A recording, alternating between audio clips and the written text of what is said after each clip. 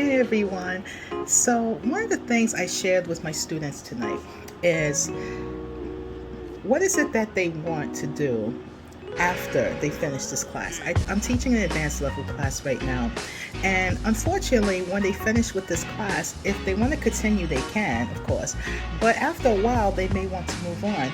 And there's no class that goes beyond this advanced level at the school that I work for. And they were just telling me, teacher Dora, I really don't know. But I know I want to continue learning English.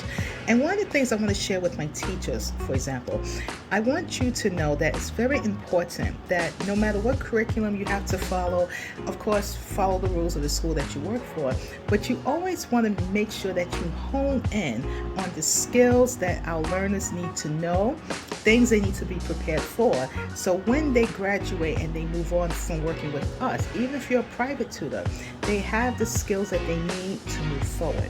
Oftentimes as teachers, and I've made this mistake many times, we get a big ego. We start to believe that only I can teach all of this. Only I know. You should be so grateful to work with me because I am wonderful. And that's all well and good. And don't get me wrong, it's okay to have confidence, but don't get beside yourself, okay? It takes all of us teachers to help our students. Always remember that.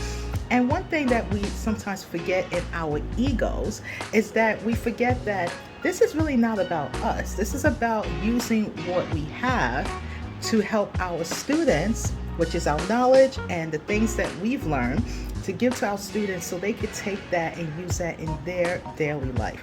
This is why I am such an advocate for life skills, the importance of using English in everyday life. And even though we hear a lot of teachers say, yes, that's their focus, but I have to stress that it goes beyond just learning, of course, the structure of the language, which is very important, okay? But we also need to incorporate real life scenarios, real conversations, things that are comfortable and things that are not so comfortable. Because these are the tools and these are the skill sets that our learners need to learn.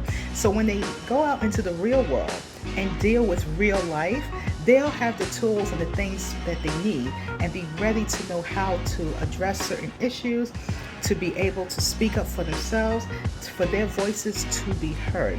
And this is so very important to me, not just as a teacher, but as a human being.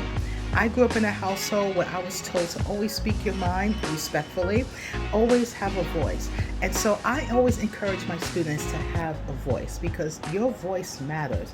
No matter where you are in the world, no matter where you come from in the world, your voice matters. It doesn't matter what accent you have. It doesn't matter your English level.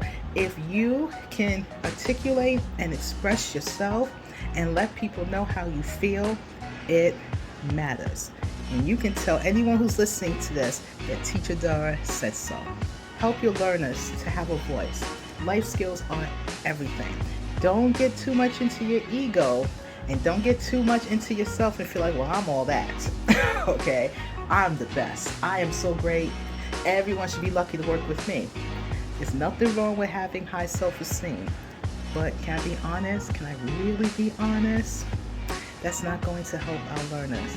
Have your confidence, be proud of what you do, but humility truly goes a long way, and your students will thank you in the long run. Thank you so much for watching. Love you all so much, and always try your best.